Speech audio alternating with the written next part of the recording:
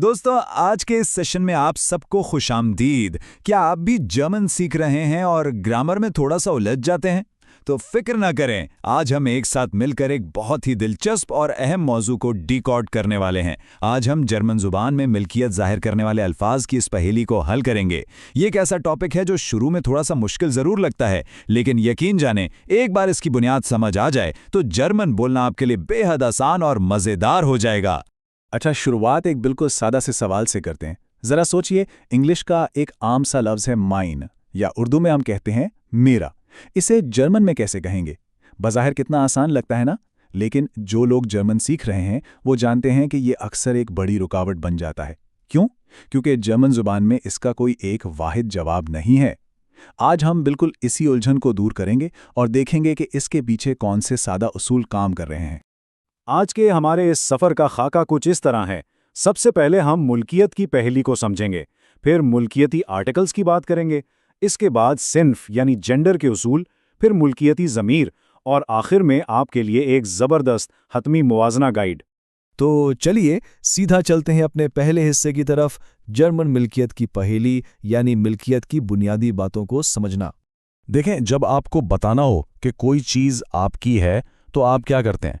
हम मुल्कियती आर्टिकल्स का इस्तेमाल करते हैं। ये मुल्कियती आर्टिकल दरअसल वो लफ्ज़ है जो किसी नाउन के बिल्कुल साथ खड़ा होकर ये बताता है कि भाई इस चीज़ का मालिक कौन है। जर्मन ज़बान में आम आर्टिकल्स जैसे देयर, डी या दास को हटाकर हम ये मुल्कियती लफ्ज़ लगा देते हैं। बिल्कुल ऐसे ही जैसे दस ऑटो यानी गाड़ी बन जाता है माइन ऑटो यानी मेरी गाड़ी। कितना सीधा सा उसूल है।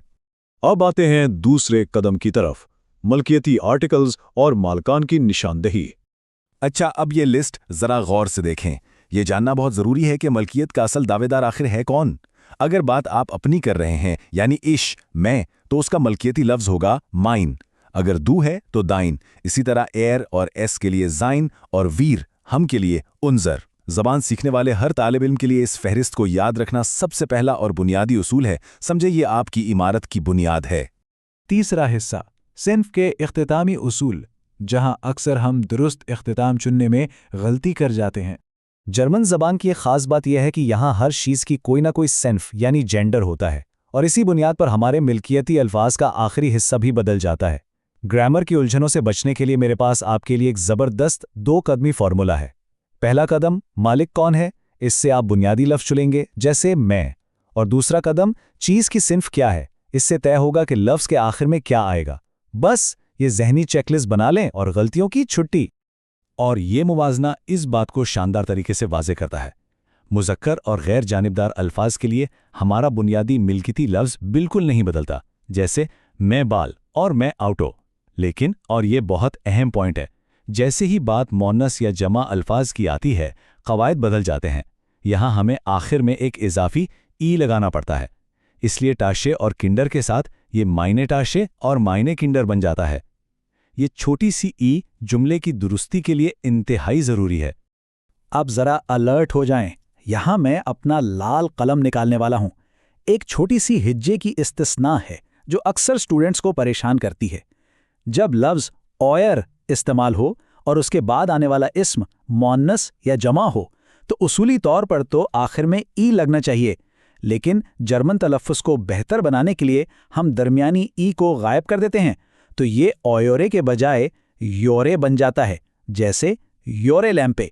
ये बहुत आम गलती है, इसलिए इसे अभी ज़हन नशीन कर लें। चलिए अब चौथे हिस्से की तरफ बढ़ते हैं और अगला दर्जा देखते हैं, मुल्कियती ज़मीर या प्रोनाउंस। कुदरती अंदाज अपनाएं और अपना वक्त बचाएं।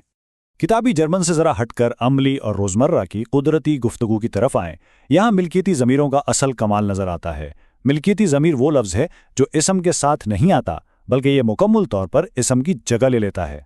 मकसद क्या है? बस इतना कि एक ही लफ्ज़ को बार बार ना बोलना पड़े। जब आप बार बार इसम दोहराने की बजाय ज़मीर इस्तेमाल करते हैं तो आपकी जर्मन बिल्कुल नेटिव स्पीकर्स जैसी लगती है, सांस बचती है और बातचीत में बिला की रवानी आ जाती है। लेकिन भाई, एक सवाल जहन में आता है कि जब इस्म गायब हो जाएगा तो उसकी सिन्फ का पता कैसे चलेगा? यहीं ज़मीर के इख्तितामी हुरूफ हीरो बनकर आते हैं। नॉमिनेटिव केस में मिल्कियती ज़मीर का इख्तिताम हमें छुपे हुए इस्म की सिन्फ का इशारा देता है। अगर छुपा हुआ इसम मुज़क्कर है तो आखिर में एयर लगेगा, गैर जानिबदार है तो एस का इजाफा होगा, और अगर इसमें मुअन्नस या जमा है तो आखिर में ई रहेगा। यानी ये इख्तितामी हरूफ उस गायब इसम के नुमाइंदे बन जाते हैं।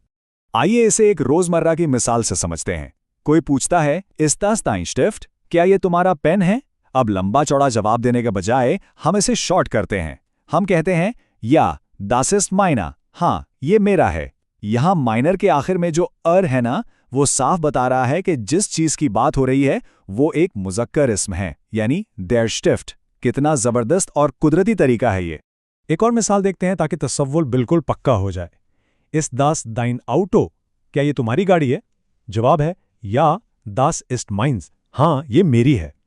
अब चूंकि ऑटो एक न्यूट्रल लफ्ज़ है, तो जब हमने इसे जुमले से हटाया, हमने ज़मीर के आखिर में एस लगाकर इसे माइंस बना दिया। ये जुमला बहुत ही मुख्तसर, बाअसर और बिल्कुल वैसा ही है जैसा जर्मन लोग आम जिंदगी में बोलते हैं। और अब हम पहुंच गए हैं अपने आखिरी हिस्से पर, हतमी मुवाजना गाइड, जहां हम आर्टिकल्स और ज़मीरों को आमने सामने रखकर देखेंगे। ये टेबल आज के पूरे सेशन का निचोड़ है। आप इसे अपनी चीट शीट समझ सकते हैं। यहाँ देखें कि आर्टिकल और ज़मीर में क्या फ़र्क है। जब मुज़क्कर इस्म स्टिफ्ट की बात हो तो आर्टिकल के साथ माइंड स्टिफ्ट आता है, लेकिन अकेला ज़मीर माइनर बन जाता है। न्यूट्रल ऑटो के साथ माइन ऑटो और ज़मीर में माइंस। और मोनस पिज़्ज़ा के मामले में आर्टिकल माइना पिज़्ज़ा और ज़मीर मायने, दोनों के आखिर में ई रहता है।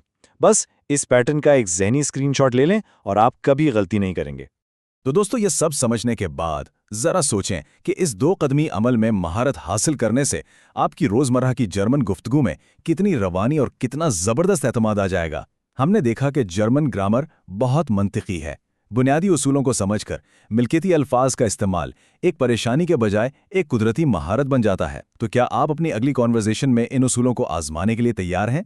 मश्क जारी रखें और जर्मन ज़बान के इस सफ़र को इंजॉय करते रहें।